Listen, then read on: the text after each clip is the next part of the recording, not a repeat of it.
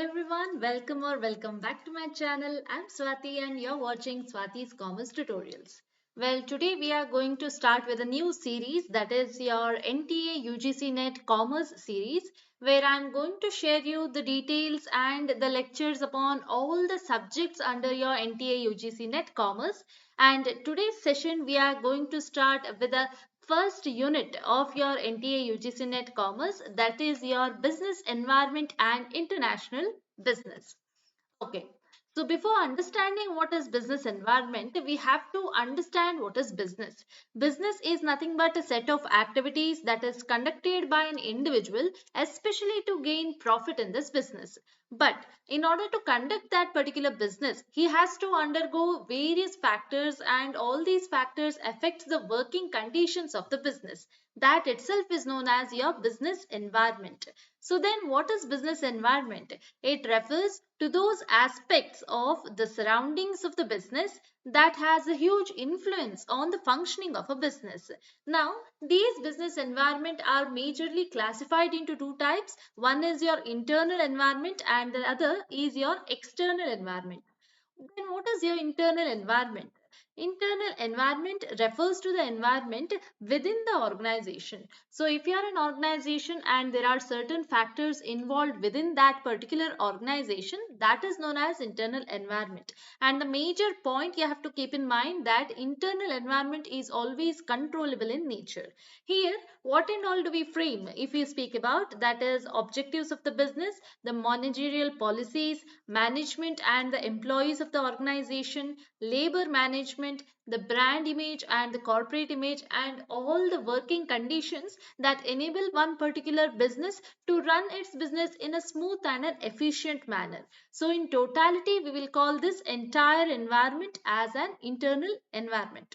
Now, this internal environment involves 5 M's, which is your men, material, money, machinery, management, which is very useful for the every business entity to run the business on a longer run. And in order to classify this internal environment into various elements, we can classify them as a value system, vision, mission, and objectives, organizational structure, corporate culture, human resource, and physical resource, as well as technological resources. So let us study this internal environment in detail. First and foremost, we have the value system. Now, what is value system?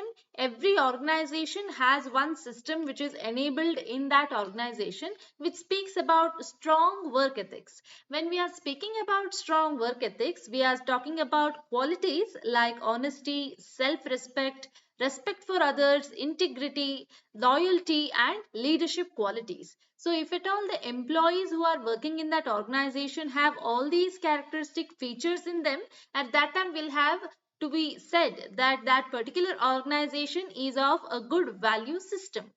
Next, in order to run that internal environment, or in order to make sure that that internal environment is very strong in that organization, vision, mission, and objectives must be established. Now, what is vision? Vision describes the future position, what goal that organization wants to attain in the near future, and mission defines the reason for its existence. And objectives are the set of plans and strategies that will help that organization to reach their mission as well as their vision. Then we have organizational structure, where we talk about a delegation of authority, where coordination of work is done, where the board of directors are in a composition in such a manner that they are professionalized as well as they give a supervisory control to all the workers which is working in that organization.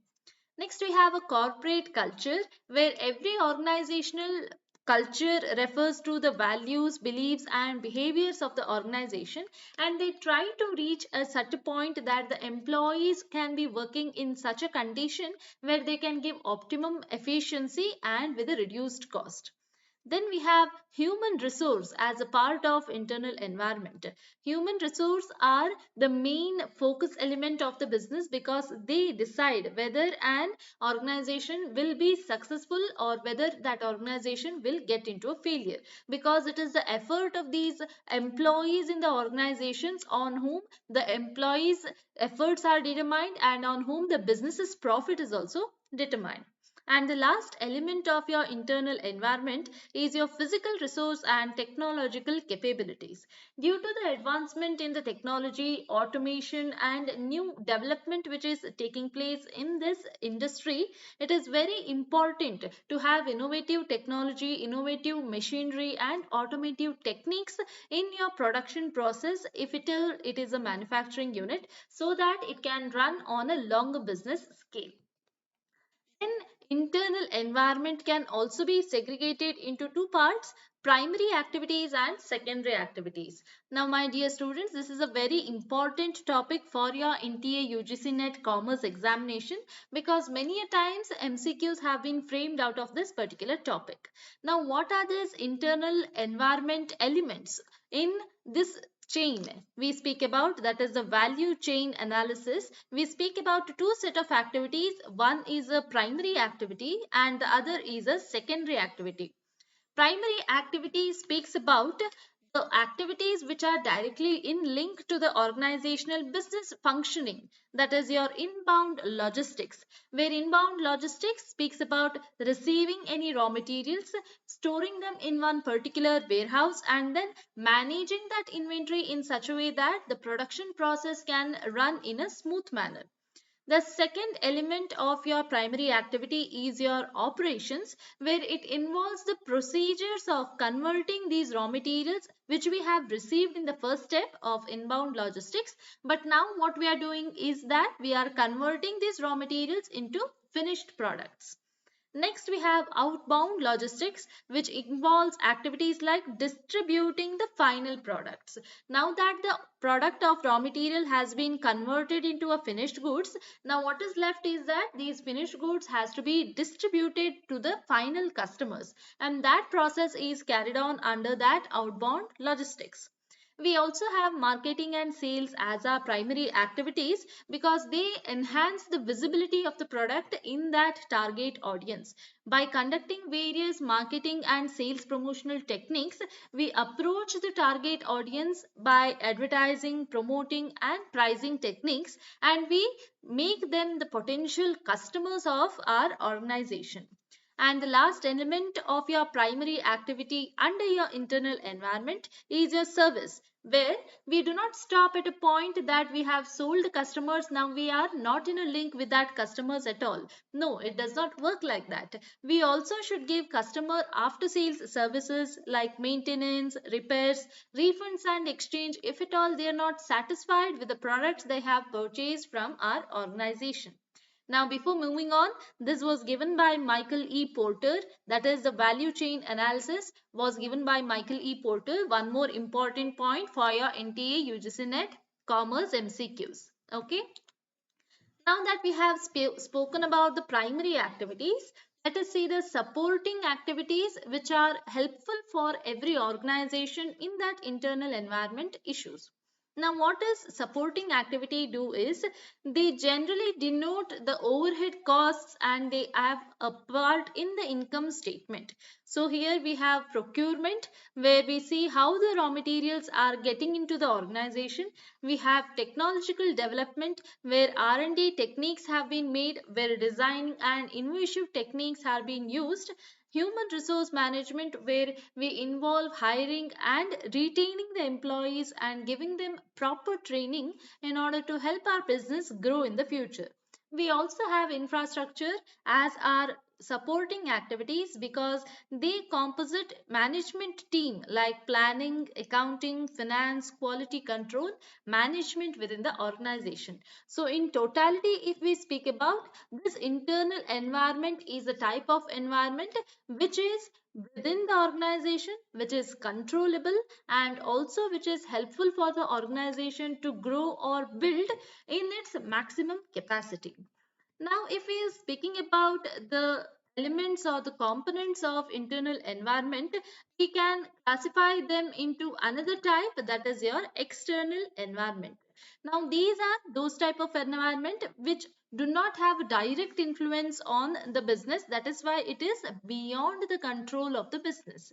Now, in order to understand this external environment in detail, we further classify them as micro environment and well as macro environment. So whatever the elements are directly affecting the company, we classify them as micro, and whatever the elements that are general, we classify them as macro. Now, if this is difficult for you to remember, just focus on the letters I. I means individual and A means aggregate. If we are focusing on only one aspect, that is the individual aspect of the environment, we are speaking about micro. And if we are talking about the totality of the environment, that is aggregate environment, we are speaking about the macro type of environment. Now, micro and macro have their own capabilities and elements, so let us discuss them one by one. Micro environment have individual aspect in them. So here we speak about individuals who are affecting the company. The individuals are suppliers, customers, market intermediaries, competitors, public and media. Now, who are these suppliers? If we want to run the business on a longer run, what do we require, my dear students? We require raw materials. So, there should be someone who is supplying these raw materials and components to the company. But the focus point here is that we have to maintain contact with more number of suppliers, so that if at all one supplier denies to provide the raw materials on time, we have the contact of other suppliers and our production process will not stop because of that one particular supplier. So if our suppliers are not reliable, our business can also be non-reliable. So what we have to strengthen? Our supplier chain we have to strengthen. Next is the customer base. Customers are called as a central point of the business, and they are the ones who decide whether our business will success or whether our business will end up in a failure. So that is why we have to understand the taste, preferences, needs of these customers, so that we can produce the products and we can sell them which will match their needs and preferences. Then we have market intermediaries under the aspect of microenvironment, where we talk about intermediaries, that is the agents like middlemen, marketing agents, financial intermediaries who will find out the potential customers and they will help in linking the company with those customers, so that our sales can also be promoted and the distribution of these goods can also be done in an easier manner. Then we have competitors as a part of micro environment. Now, why do we speak about competitors? It is because whenever we are producing any goods, we have to keep in mind what are our close substitutes. What is the pricing of that close substitute and what type of quality is the other company offering when compared to us. Only when we do a comparison with the competitors, we will improve our quality, pricing as well as packaging materials, so that it will be more attractive and it will be better than those of the competitors. Next, we speak about public, where public is not actually the potential customers, but these are the target audience which we attract and convert them into a potential customer. That is through media, that is through newspapers, advertisement, sales promotional techniques, where we promote our company as well as a product, where we can compare the products of our company's product with the competitor's product, and so that the public can also be interested in buying those goods to match their needs and tastes and preferences. Now we have spoken about the micro environment. Let us speak about the next environment, that is your macro type of an environment. When we are speaking about macro environment, I have said A means what? Aggregate. So here we are talking about entire environment in totality. So here we have economic, political and legal, natural, technological, demographic, socio-cultural. If this is difficult for you to remember, just remember that there is pastel type of environment under your macro environment, where P stands for political, E stands for economic, S stands for socio-cultural, T stands for technological, L stands for legal, and E stands for ecological or your natural type of environment. So in order to understand this macro environment, we have to understand everything in detail. It is very difficult to cover all the topics in one single session, my dear students. That is why under this class, I have covered the first type of environment of your macro, which is your economic environment. Now, economic environment speaks about how the economy affects the working of the business. Here we classify this economic environment into three types. One is your economic condition, one is your economic system, and the last is your economic policies. So all these factors have a huge influence on the working of the business. So let us study these one by one. First is your economic condition. Economic condition is just like your business cycle. How does your business cycle go? First, you will expand your business. You will go to a point of peak, and then once you have reached that optimum sales point, slowly what happens is your sales starts to decline and you come to a point of recession. Once you cannot cope out of this recession, you further decline into a depression scale, and then from that depression, if you are finding out your way into the expansion mode again, you enter into a recovery mode, and then again into the expansion, and you reach the peak point again. So this is how the business cycle works. So which type of cycle is prevailing in that environment in which your industry is established, that will define whether you will make a success or whether you will end up in a failure. We have to understand these cycles in detail. As I said, first is the boom cycle or the peak cycle. What is happening here? Here, the prices are increasing, the demand is increasing. The demand is increasing in such a level that your production output is at an optimum level, and the demand supply lag is very visible here.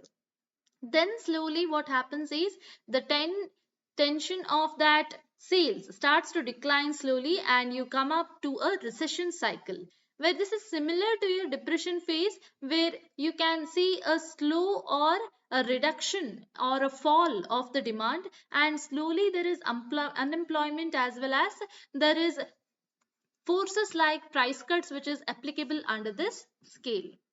For example, if we are speaking about recession, there are three prominent recessions we can speak about. One is your Gulf War recession.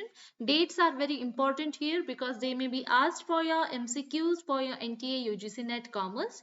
July 1990 to March 1991, we had the Gulf War recession. 9/11 recession, where March 2001 to November 2001, and the subprime mortgage crisis or the Great Recession, which was done in 2007. Now here what happened under Gulf War recession was Iraq was invading the Kuwait, and as a result what happened, the oil price spiked, and then what happened is they could not meet that much amount of demand and they entered into that recession phase. Under 9/11 recession, various factors contributed because of the collapse of the dot-com bubble, and that led to mild contraction of the US economy. And subprime mortgage crisis, where the period of characterization as a general recession, and this is considered as Great Depression also by your IMF. Next, we have the phase of depression, where even if that depression visited the economy only in the 1921, we can also see that extremely low aggregate demand and a faster unemployment rate forced the labor cuts, and during this depression, economic situation became so chaotic that the government lost its control over the economy. And this is also known as 1929 Great Depression. Once you cope up with the depression, you will end up in a cycle called as recovery, where there is increase in the aggregate or the total demand. The inflation is also rising, but the employment is also rising and giving out new avenues to all those employees who are looking out for the job. Now we have mentioned about the four cycles of the economic cycle or the business cycle. There are two or more important cycles of economy, that is your stagnation and slowdowns, which may also be asked in your MCQ series. Now, as I said, economic environment can be divided into three heads. Economic conditions, that is the cycle which we have already discussed. Let us move on to the next, that is your economic system. Now, we have three types of economic system here: capitalistic economic system, socialistic economic system, and a mixed type of economic system. Capitalistic. Here, the word P itself states that everything is privately owned, and here the major focus is on the parts of the private industries, and they are operating or they are controlling the production as well as distribution chain. Whereas if we are talking about a socialistic economy, it was given by Sir Karl Marx, and under this type of economy, what we see that here the means of production as well as distribution is owned by the government. World Social says that we are doing what? We are doing for the benefit of the society. Now, who thinks for the society? None other than the government. So, the means of production as well as distributions are, if it is owned by the government, we call it as a socialistic type of economy. And mixed type of economy is where we see the advent of capitalistic as well as socialistic, that is, some aspects are privately owned and some aspects of the industry are government owned. And the best example you can give is that of India. India is a mixed type of economy. Now here you can also get the names like market economy, which is called as capitalistic, and non-market economy, which is known as socialistic. Now these are also important points for you on the examination point of view for your NTA UGC NET Commerce. My dear students, I conduct lectures like this. Today's session is based on your first unit of your NTA UGC NET Commerce, and coming days we'll be sharing all the units and MCQ series on all these units as well, so that you can better your preparations for your NTA UGC NET Commerce in July or in December 2024. Now, if you like my videos or if you like my way of teaching, then do follow my channel and subscribe to it. That is Swathi's Commerce Tutorials. And also, if you follow the channel, you will get into touch with all the content, and also you can get into touch with all the MCQ series which I share in this channel. Moving on to the next topic, that is your economic policies, the third part of your economic environment. Here we classify them as two. One is monetary policy and the other is your fiscal policy. Monetary policy, the word says what? It speaks about money. So any policy that is controlling the money supply, that is known as a monetary policy. And here we can further classify them as contractionary monetary policy and expansionary monetary policy. If you are focusing on reducing the money supply in order to manage the inflation, that is contractionary monetary policy. Whereas if you are speaking about increasing the money supply in order to tackle the deflation, that is known as expansionary monetary policies. Now, if you want to tackle this inflation or deflation, what you have to understand is the meaning of inflation and deflation first of all.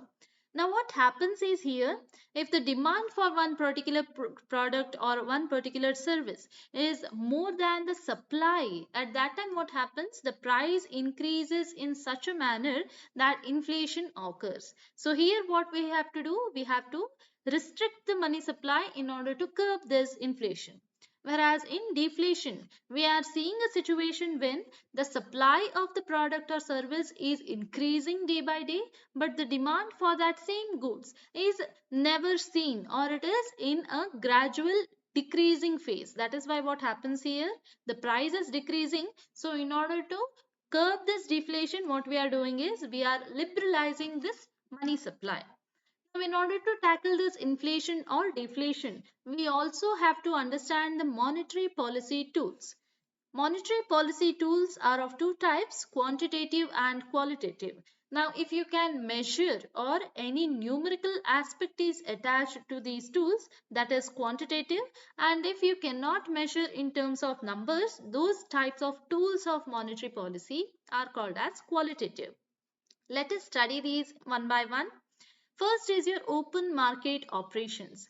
Now, what happens here, my dear students, is that once the RBI sells or buys short term government securities to control the monetary policy or control the money supply in the country. Now what happens is, if RBI sells the government securities come with a higher amount of interest. So if RBI is selling these government securities, what will happen is it will reduce the money supply. This will consequently increase the demand for borrowing and higher interest rates. That is, if RBI is selling the government securities, what will happen? Public will want to buy those securities because they are giving a higher interest rates. So what will the public do? Public will withdraw the money from the bank, and then they will buy that, withdraw the money from the bank, and then what they'll do, they'll use this money to buy those government securities. Now what is happening? The money supply is reducing, and that is why what happens is the demand for borrowings increases and interest rate also increases. Whereas on the other hand, if the RBI is ready to purchase this money, government securities from the public, what they will do, the public are getting money for the same. Now they'll go and deposit it in one particular bank, and that will increase the money supply, and this is how the interest rates will lessen up. Next type of technique under monetary supply is a selective credit control. Because it is a type of control where differential interest rates or marginal requirements are established, it is a type of qualitative techniques and not a quantitative techniques. Next type of a tool is a bank rate, where it is a quantitative technique of your monetary policy, where if RBI decides to give loans to the commercial banks, and that loan is for a longer term basis, at that time the interest rates at which the RBI is lending the loans to the commercial banks, that is known as your bank rate. On the other hand, cash reserve ratio is the ratio where certain percentage of deposits, who keeps it? Commercial banks keeps a certain percentage of their deposits with the RBI, and that deposits, if they are keeping in terms of cash, at that time we are speaking about cash reserve ratio. This is also a quantitative technique. Statutory liquidity ratio, where again certain percentage of their deposits are kept by the commercial banks with the RBI, but now it is not in the form of cash, but it is in the form of some liquid assets, and that is why it is known as statutory liquidity ratio. Now if we combine the CRR and SLR, we will call it as LRR, that is legal reserve ratio, and that can be also asked for your examination point of view. Next technique, if we speak about, that is your marginal requirement. Marginal requirement is where to control the inflation increased and the loan amount reduced, and hence the demand for the loan is reduced. Now let me explain this. If you are going to take a loan of 10 lakh, at that time you are asked by the bank to pay a marginal requirement of 2 lakh. At that time you will pay this 2 lakh, and only the difference amount you will get as a loan from the bank. Now what is the difference here? 8 lakh. But if this marginal requirement is increased, that is from 3 lakh, if it becomes 2 lakh, it becomes 3 lakh or 4 lakh, at that time what happens here? The loan amount reduces. Now once the bank is giving lesser amount of loan, will you go to the bank to get the loan? No, is it not? That is why marginal requirement helps us to reduce the inflation, and marginal requirement, when it is decreased from 3 lakh, if it becomes 2 lakh or 1 lakh, the amount of loan increases to 8 lakh and 9 lakh, and like this money supply is liberalized and then deflation is tackled. Next we have repo rate, reverse repo rate, and moral suasion. Repo rate is one type of a bank rate where commercial banks and other institutions borrow money from the RBI. Who is giving the loan now? RBI itself is giving the loan to the commercial bank, but for what term they are giving? That is for a short term. Now that becomes your repo rate. Now every time it does not happen that commercial bank itself is borrowing all the loan. Sometimes what happens is commercial banks also give loans to the RBI, and at what type of rate these commercial banks offer the rates or the loans to the RBI, that is known as reverse repo rate. Then moral suasion is also a technique which these RBI use in order to curb these inflation as well as deflation, that is by holding the credit. They suggest the banks to hold their credit for a certain limit so that they can maintain the money supply and the economy can be stabilized in the future run. Now that we have studied the tools of monetary policy, let us see the objectives. We have price stability, development of financial stability, growth of priority sector, employment generation, external stability, savings and investment, income and wealth redistribution, regulation, NBFC, and then we have currency exchange. Even though these are not prominent points for your examination point of view, you have to just glance over it so that if at all any MCQs are framed over this, you can understand whether it is an objective of a monetary policy or it is a part of a fiscal policy. Now let us move to the last topic for today, that is your fiscal policy. Where monetary policy was speaking about money supply, fiscal policy, also known as a budgeting policy, focuses on rising government revenue and government budget, and that is by three steps. One is public expenditure, taxation, and your public borrowings. Now, what happens here is government spends money on wide variety of public welfare activities. It may be for road, it may be for health, it may be for sanitation, or it may be for welfare benefits. Now, once the government spending is reduced, the income will reduce in the hands of the people, and like this, what happens? The inflation is tackled. But when the government spending is increased, income in the hands of the people will increase, and then deflation is tackled like this. Next, we have taxation policies of fiscal policy, where new tax rates and new taxes are imposed by the government on the citizens of India. Now, if the tax rates are increased, tax burden will increase and the money supply is reduced. So, inflation is tackled. And if the tax supply or the tax rates are decreased or the tax burden decreases, money supply is liberalized, and that is how the deflation is tackled. Next is public borrowings, where government also raises money from different sources through the population itself, that is by bonds, NSC or Kisan Vikas Patra, in order to generate more and more amount of government revenue. And other measures which they use are rationing and price control, regulation of wages, as well as increasing the production of goods and services so that the sales increases, and nearby what happens is the income that is generated in the hands of the people increases and the overall economy can be developed. Now that we have come to the end of today's session, let us quickly understand the differences between your monetary policies as well as fiscal policy. Now again, this is a very important topic for your examination point of view because MCQs are framed again and again on this such topic. Now, who frames this monetary policy? It is none other than RBI, whereas fiscal policy is given by the government. Monetary policy is to regulate the money supply, whereas this is to generate revenue to the government. It is regulated by the central bank, whereas this is regulated by Ministry of Finance. Now, monetary policies are framed depending upon the economic status of that nation. In India, every 2 months, that is bi-monthly, this monetary policy is framed. Whereas in fiscal policy, for economic growth, this changes every year. This is for economic stability, whereas fiscal policy is for economic growth, and this helps banks as well as credit control techniques, and this generates revenue for the government.